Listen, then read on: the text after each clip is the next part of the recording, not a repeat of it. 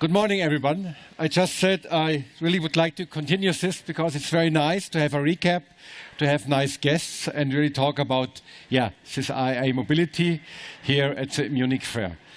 We changed our format a little bit, so in the first part, I will have Daniela. Just please join me as my guest. And in the second part, we will have Christine. So we have first a short recap of the week, of the day, and an outlook. Yeah. And so, Dani, you had the honor to open this thing. You were on the second panel. Second panel, yeah, that was exciting. On Tuesday. And today you have the last panel. And especially for me, the last panel, Hardy put a lot of effort in. Yeah. What could be the right panel to round this up? Yeah. But before we start, you had 3 visions with your team on Tuesday. Just a short recap for the audience. Yeah. What was your key learning, or maybe the one surprising thing? Yes, glad to do that. So on Tuesday, we actually brought everybody into the future of mobility, and I'm very glad Aurélie is in the audience, and she was one of the authors of those scenarios. When we use scenario technique with our clients and at PwC, it's actually our way of making us think from different perspectives. And we brought 3 scenarios in the room. One was a Robin Hood hacker who brought actually platforms together. It was kind of illegal, but that was also striking our minds. What does it actually need to find solutions from a bottom-up approach? The second one was, is mobility actually the future? Does it look like we are creating private spheres? So mobility is deviated, the ones using public, the others being in the bubble around. And the third one was, where we said there's actually a proud robot guiding us through our mobility journeys and helping us finding our roots. It was interesting in the panel that we had 3 great panelists from very different perspectives, but at the end we actually agreed all to one common sense. Mobility of the future needs to be accessible for everybody. It's actually a human right for people to move and for people to be part of society and not getting stuck in rural areas and not participating. Don't having access to alternatives for a car. Exactly, that was one thing. The other one, it needs a lot of collaboration. No one will find this solution for mobility by its own. Yeah. And the third one, and I'm partner in our sustainability practice at PwC, is obviously it needs to be also having the environment in focus, the social aspects in the focus. That was our scenario of the future. I like the format with your guests and your colleague from the team, really reading great the scenario. So you can watch this panel on the YouTube channel. Yes, a bit later on. A bit later on. So really my recommendation, they are all very, very good, but that was really, for me, one special. Thank you. Thanks. So today, again, here. Yeah. Tell us about your guests first and then your topic. Yeah. I have in mind it's all around circular, which is a big topic here. Yeah. So how do you come to this topic, and again, with whom? Yes. So this afternoon, and the panel will not be led by me because I have such great colleagues in my team. Sorry. No, it's all good. It's Hadas Zucker. Yep. She is part of our sustainable innovation team as PwC. Maybe also one side not everybody knows, but actually a side that really links us also, because you love to think of the future and create solutions. And that's what actually this team also loves to do. And so Hadas Zucker will bring 2 perspectives together in her panel. The one perspective, the core topic is circularity and what it needs. But she has 2 investors in the panel. So, and one entrepreneur coming from Circular Republic. So a really entrepreneurial, bottom-up, let's just be part of the change. And they will discuss about, so will the investors give the push for the transformation we need? Or will the entrepreneurs play the vital role? Or what about regulatory push that is around there, and what will it be? So stay tuned. It will be exciting, and just to get to know them, I hope you're all going to be in the swings enjoying the circularity movement at our panel. We will have Hadas as a moderator. We will have a lady from the EU Tech Fund. Yes. So she's really where the money is, Isabella Canu. We will have our old colleague Markus from BMW I Ventures. He's the managing director, commuting between California and here. So he's having the corporate view. And we will have Matze Ballweg. He is head of Circular Republic. Yeah. It's a new initiative by the TU München. So I think it's really a perfect round, and I'm really looking forward to this final special session. I think it's around 1400. Please check in the programs. So they're also at the reception. Yeah. So I got the briefing 11:25, and afterwards Peter Kauschka with some insights. So that was my little part. Also working together with University of St. Gallen. Yes. So we are very glad and honored that we support PwC with this project together with Microsoft. And behind lies a corporation. It's called PwC Lab. We have at the Institute for Mobility. And Peter will interview, I think, Marvin, who is one of 3 PhD students, and discuss what kind of topics we look at academia, what kind of topics you look at PwC, and how this collaboration now really comes to life. So it's a very colorful program today. So to round this up with you.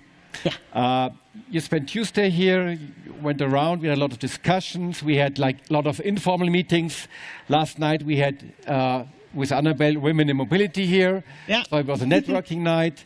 We had DJs, so a lot of happening, a lot of talking, discussion. Maybe 2 questions. What do you think in your discussions? What were highlights from your guests, from your discussion partners? And at the end, what was your personal highlight, which stands as an example for this IAA Mobility 2023?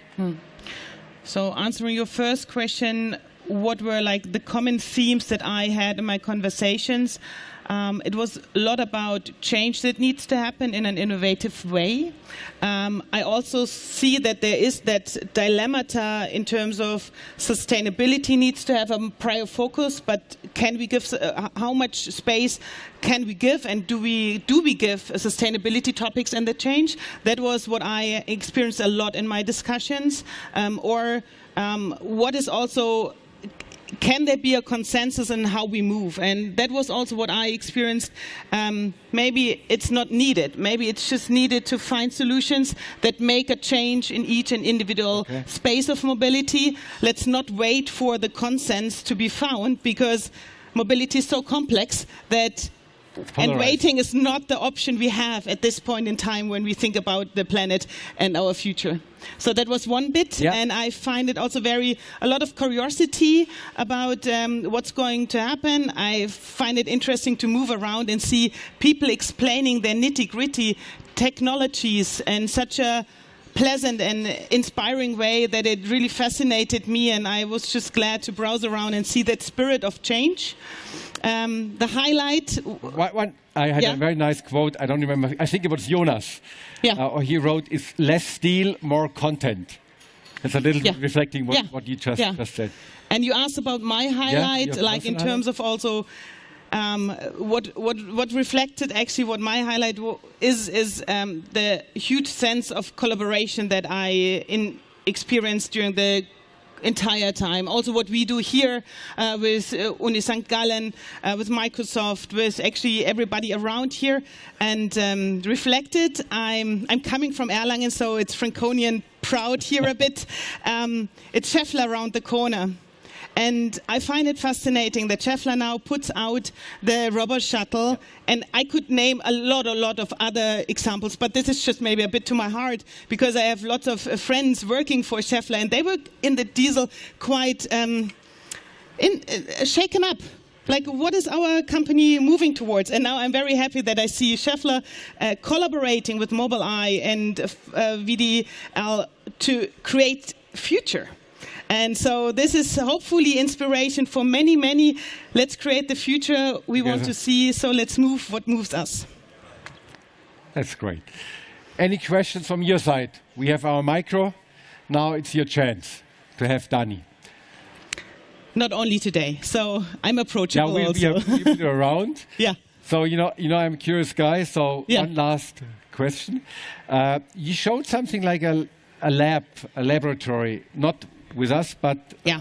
why did you do it, and what can we experience, or how? Yeah. So it's maybe also one side of PwC that not everybody knows. So we do have experience centers located to our biggest offices. So in Munich and Berlin, in Frankfurt, we do have experience centers. And why is it so important to experience something? And experience really means you can touch it, you can see it. And to strike discussions around the topic of mobility, we have a very nice use case, and there are little flyers lying around.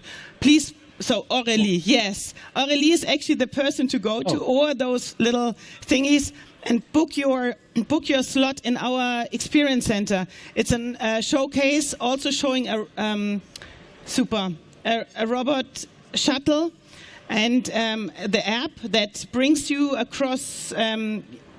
Actually, that allows you to really experience it. You'll have a VR, so it's a VR guided tour, and you really can try how it works. And why do we do that? Because, again, talking about something is good. Experiencing it makes it last, and we want to motivate for the change that we see and finding solutions for the problems we also see at the moment.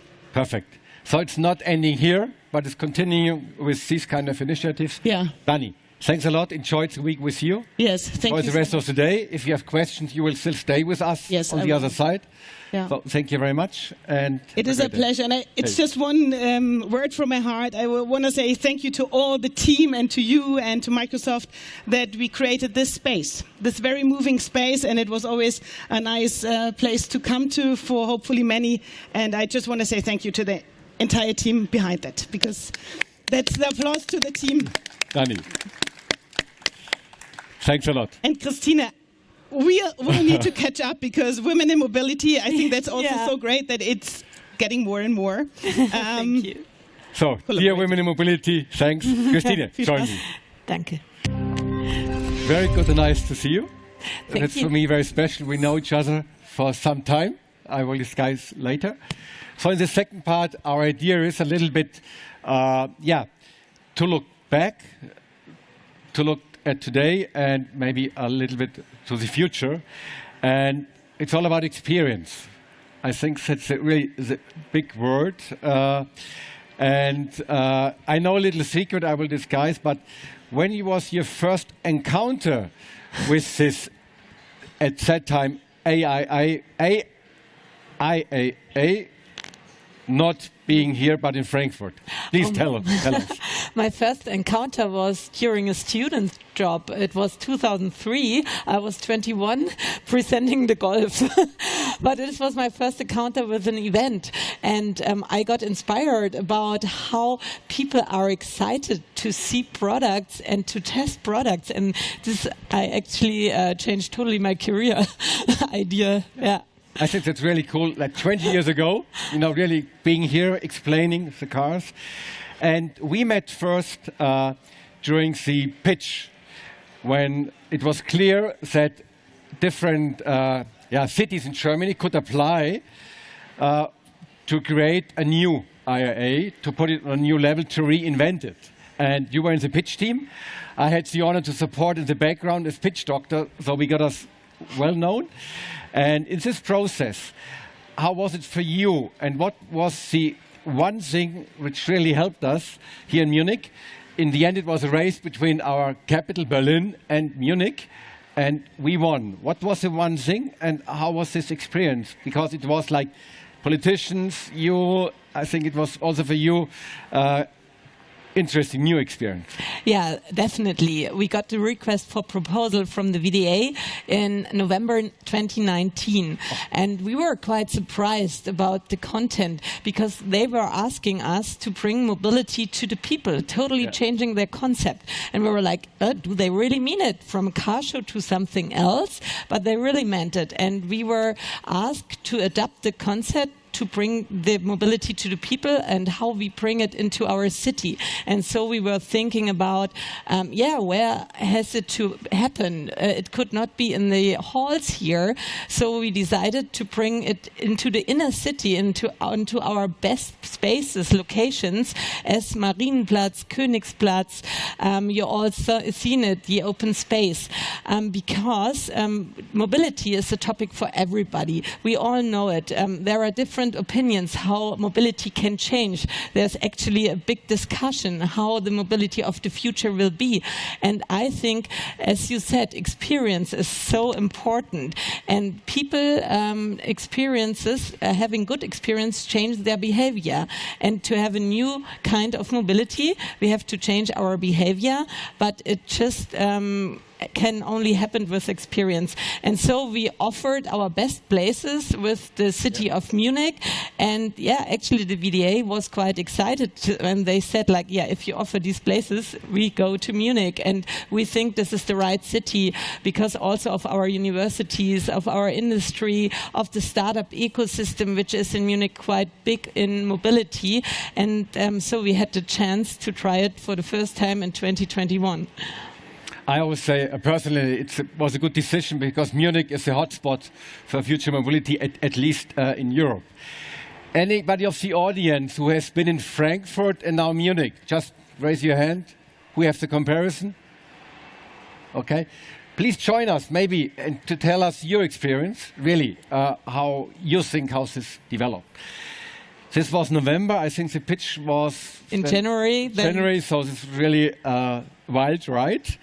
And also the time for the first IA Mobility was very, very narrow. Mm-hmm. And we had this thing called Corona. So how was the first IA Mobility? What was the idea? And also maybe what were the learnings from the first IA Mobility? Yeah, actually, as you said, the decision was made in March, and it was 4 days before the first total lockdown. So we were sitting there like, yay, we won it, but what do we do now with it? And no one knew how long it took and no events were happening, but we were planning. We said like, okay, in 1 year we can do a good show, and we tried to adapt everything, and we started with our overall topic, what will move us next? Actually a bit like the motto of this booth here. And I think we tried a lot of things. We tried the Blue Lane as a traffic project where we brought something from the US here, a high occupancy vehicle lane who was only for cars with free emission and so on and so forth. And we brought bicycle here, micromobility, tech companies, so our segments were much broader than before. But as you know, transformation needs time. And at the beginning, everyone was asking, this is still a car show. What are they doing here? Or is it the right place for us asking this? Because why should I go there if I'm a bicycle or a cycling provider, if I'm a manufacturer of bikes? And we had a lot of dialogues going on, discussions. And I think we could prove a bit our change, but transformation needs time. So this time it actually is bigger. We have more different companies. We have a lot of charging infrastructure, battery solutions. We have smart city areas. We have so much things which are important for mobility. And this is quite a journey. But next time it will be even different. And Cool. So it's all about experience. We have this magazine. It's a very nice story about Christine. It's a personal story. And it's a Blick hinter die Kulissen. So it's a view behind the curtain. So let's continue this. I think one of the new experiences was this public-private thing.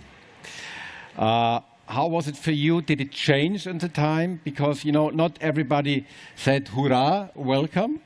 But there was a lot of debate, a lot of opinion forming. So how was the experience, very concrete, also with our city council and our partners from the city of Munich? Yeah, for the first time when we were in a city, because of Corona, it was quite closed, and they wanted an open concept, and we tried to do it as open as possible, but we had to control if everything, you know, we had masks and so on. And this time we have the chance to do it really open. Everyone can go there without a ticket, experience mobility. And this is an important thing for the city, because the city wants to be for their citizens the best city they can be. And this time, if you walk around, everyone is so happy. Yeah. We had a journey with the mayor, and yesterday he was in a newspaper and said, like, this year I look around and see only smiling faces, people who are enjoying mobility, who love it. And I think it's important to go on with this concept, to give a big festival of mobility, to break down barriers, because as all our industry, we all think everyone was already driving in an electric car, but that's not the reality. So many people are like, no, I don't want to do it. But they get excited if they are behind the wheel and try it. Or we have our bicycles, e-bikes and everything you can try out in the English garden. And this is also, we get so much good feedback back, and they are so happy. And so this is what the city of Munich is also responding to us, that they think now this time it's the right concept, they want to move on with us, and they are happy with the concept as we do it now. Very cool. Big step. The other thing was that I think we can discuss it here, that in former times the VDA, it's the lobbying organization of the automotive and supply industry. They just went to the fair Frankfurt and they rented space. Yeah, and you came with an approach to do this together, to really collaborate. And so we have a team. So you have a counterpart at VDA. And how was this experience? Because I may say it's probably not this typical fast-forward startups. You know, Messe München is partly state-owned, and also the VDA is an organization. How did this work out, and how did this evolve from the first to the second time? Even more interesting, so one team is sitting in Berlin, one in Munich, so that sounds a little bit challenging. Yeah, actually, it's a nice collaboration. You know, we have different companies, different cultures, but we're working every day online together with one goal. And you really feel it with the people in the team. They are really moved by this object. They want to change the mobility. They want to form the mobility of the future. And this unites us in the goal we all share. Yeah. And I think it's a big team. It's a cross-company culture, but our IAA Mobility team is so motivated, and I'm so proud of all my team members from the VDA, from Messe München, that they did such a great event, and they are so into it that it's not that challenging as I thought it could be. I can feel it, and it really, if you look at the faces in your team, what was the one thing which really said, now we are a team? Was it a moment, a speech, something, some experience, or was this one magic moment? Because I know in the beginning it was not easy. Yeah, the last IAA was a good starting point, because when you spend time together here and see your success and see that the ideas are going to be real here on the floor in a city, it brings people together. And building on that ground, we grew together even more for this time. The team is much bigger now, so there are the challenges. Also startups know, like if you hire 20 new people in 6 months, it's a big growth process. But the response of our exhibitors, that we got the numbers, the visitors, this is something which motivates us a lot, and I think this is the part where the team is a good collaboration and is happy together. A lot of things which change. We have a more international audience, definitely. And this morning I looked at the program, and our Minister Habeck is coming. Yes. We have our Minister Lemke. She's for Umwelt, Nature, Sustainability. We had Anna Baerbock. We had the Chancellor. So a lot of politicians. How did this come, and does it help you? Or because we all know that mobility, it's becoming a Grundrecht, so a basic right. It's in politics everywhere. So how did this come, and how do you see it? I think our IAA was always quite politically, but it's very important because these are the decision makers and the enablers of the mobility of the futures. If they don't understand what the vision and the strategy of the industry is and what the vision of the future is, they can't decide right. So it's for us here a big chance if they go around, see the ideas, get the idea behind it, and it's easier for them to decide. This is a very special topic for us, that politicians are coming here, even mayors of cities, heads of countries. It's so important because without them we can't move fast. Yeah, so it's a big achievement also of your team. We got 3 minutes, so you just had a debriefing with Hildegard Müller and Stefan, so letztendlich the CEOs of both companies. May you say a little bit, maybe not review, but how was the atmosphere, and maybe a very first look back, but not.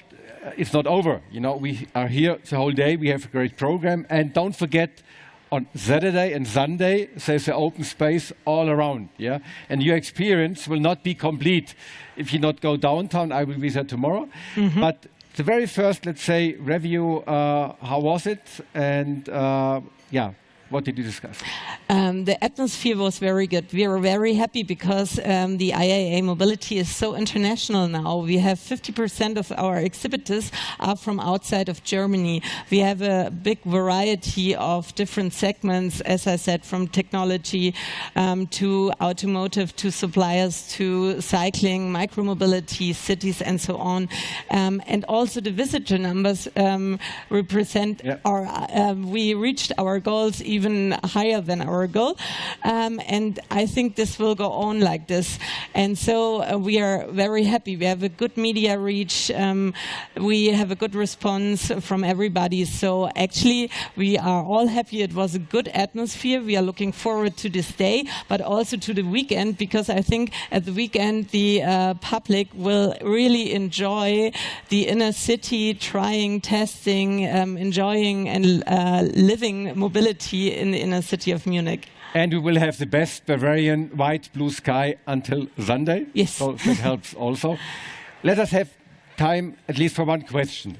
Anybody of you has now the chance to ask, comment, add anything? Okay, so we do this. Please, Peter.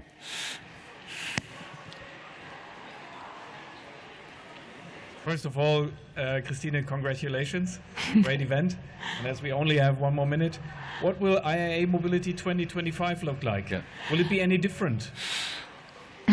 This is not easy to answer at the moment, but actually we will go on this way. We will be for all the.